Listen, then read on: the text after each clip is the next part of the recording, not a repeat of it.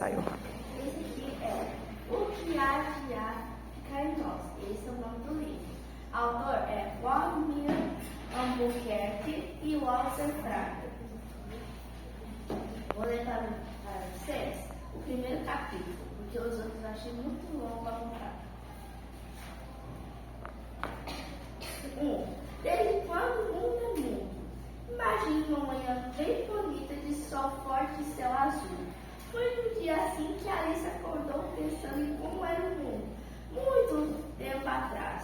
Ela despertou pensando em como seria viver sem luz elétrica, internet, bicicleta, sorvete e quadrinhos, história em quadrinhos.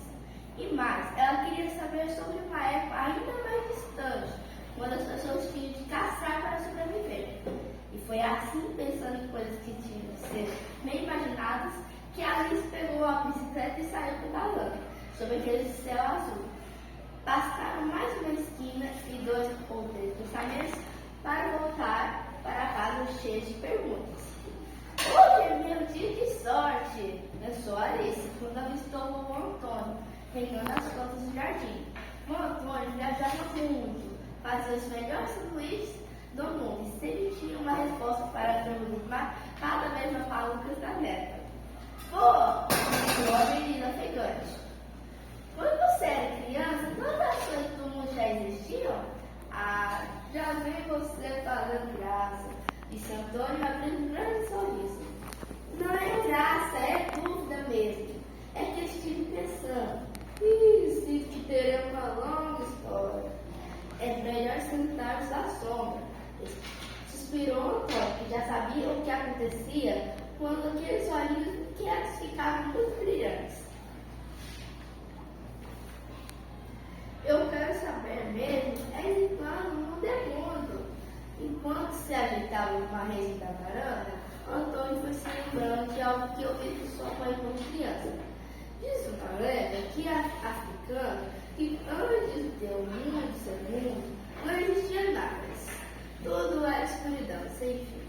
Olhando para aquele grande vazio, ou maré, a divindade da criação resolveu inventar o mundo, com todas as coisas que há nele: cores, bichos, pessoas, arte, tempestade, mar, floresta, exército, tudo que existe. Mas era como se era uma tarefa muito grande. O do maré resolveu pedir ajuda a Naná. Ela, então, ofereceu a lama a Oxalá, que ele moldasse o ser humano. Depois de prontos, o homem e a mulher ganharam o sopro da vida e a possibilidade de desfrutar de tudo que o mundo lhes oferecia. Alice ficou algum tempo pensando em como acomodar aquela explicação em seus pensamentos. Era uma linda história, mas o que tinha a ver com a pergunta que continuava perambulando em sua cabeça? O avô notou a inquietação da neta e foi logo emendando a explicação da explicação. Essa história da criação do mundo é apenas uma entre as mais criadas pelos povos africanos para explicar o surgimento do mundo e da humanidade. Antônio explicou que diferentes religiões também criaram suas próprias histórias para explicar o começo dos tempos, em que todas eram pagas, mas muitos cientistas também pensavam sobre o assunto e tinham descoberto na parte oriental da África os vestígios mais antigos dos primeiros homens. Os olhos da pequena Alice brilharam ainda mais de curiosidade. E no vai-vem da rede, foi Antônio com voz pausada e cheia de suspense, contou o que sabia. É da África que os cientistas têm encontrado o maior número de objetos e ferramentas fósseis e registros das primeiras espécies do gênero humano. Uma delas foi o Homo erectus. Esse Homo erectus é tipo um nome científico que os cientistas deram para humanos. Só que tem 2. Tem esse aqui, que é mais muito tempo atrás, e tem um outro, que daqui a pouco eu já vou contar. Ah, então como foi possível andar tanto e atravessar oceanos? Indagou a menina, imaginando o mapa da África a partir das luzes que se transformaram no céu. Antônio respondeu imediatamente. É que o mapa do mundo daquela época não era igual ao de hoje. Estamos falando de milhões de anos, de muito tempos antigos, quando a distância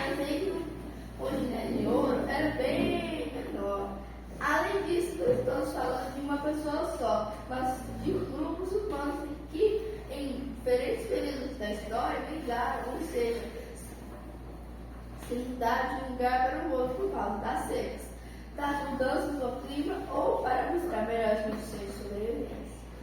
Ah, agora entendi. Por isso os cientistas têm boas razões para crer que foi no continente africano que os hominídeos surgiram pela primeira vez. Nossos antepassados mais próximos, o Homo sapiens. Homo sapiens é outro nome que deram os cientistas para a gente, humanos. Sapien é de inteligência, gente, sabedoria, não é de sapo não, tá? Homem sapiens, sabedoria. Significa que ele já pensava, né, já é o mais parecido com a gente, com nós, com o nosso comportamento. Também deixou. Surgiu pela primeira vez nossa existência na África, há mais ou menos 2000 anos. Ele era tão habilidoso que conseguia fazer pequenas fogueiras que mantinham os outros animais afastados e ainda permitiam o cozimento de alimentos. Ó, você sabia uma curiosidade? Você sabe como foi mais ou menos descoberto o fogo pelos nossos antepassados? Eles estavam assim, fazer gravetas enrolando na mão e eles conseguiram fazer um fogo. Aí eles pensaram assim, isso aqui é quente, dá para fazer uma comida, para fazer isso aqui. Aí conseguiu utilizar o fogo. E isso tudo aconteceu onde?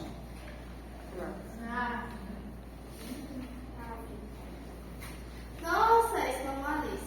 Isso quer dizer que todas as pessoas do mundo são parentes desse tal Homo sapiens? Exatamente, meu querido. É por isso que se diz que a África é o berço da humanidade.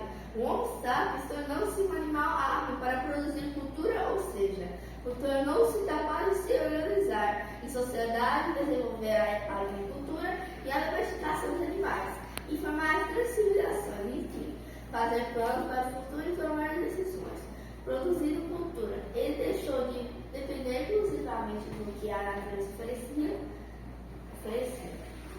Àquela altura, Antônio também espreitava as mãos enquanto acompanhado pela neta viajava por aquela época tão distante de nós.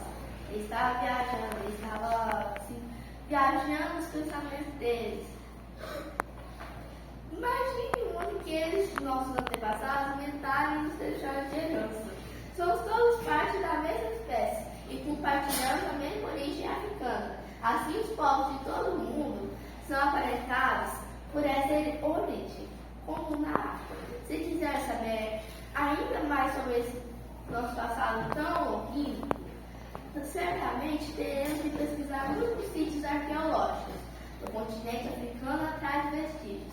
Os tais fósseis que dão pistas sobre os hábitos e as dimensões de nossos ancestrais. O sonho da menina faz caro com a ideia que o avô lhe inspirava. E se eu for uma dessas pesquisadoras? Desmanchar, mas quando foi a pausa necessária para o Antônio comentar e inventar. E por que não? Por que não? Aí, isso aqui é outra curiosidade. Sítios arqueológicos são os locais onde são encontrados artefatos, construções, partes fossilizadas de animais e plantas, que passam então a ser preservados como registro de um passado distante. No Brasil, esses lugares são protegidos por lei e é crime destruí-los.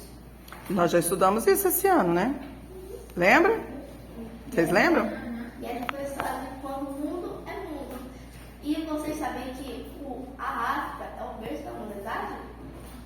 O que significa isso? Que os primeiros fósseis dos humanos lá para trás foram achados lá na África. E eles começaram tudo na África. E o que mais? O que mais? Nessa leitura aí, o que você aprendeu nessa leitura sobre a história da África? Eu aprendi que, como um mundo, que é tipo assim, é uma origem africana, que o Deus lá que eles acreditavam, ele criou o mundo com a ajuda da Nanã, que ajudou a fazer o homem e a mulher, e deu o sopro da vida dele. Você acha que é muito diferente da história contada pela Bíblia? Não acho muito não, porque é mais ou menos assim que foi contado na Bíblia. Na Bíblia fala como?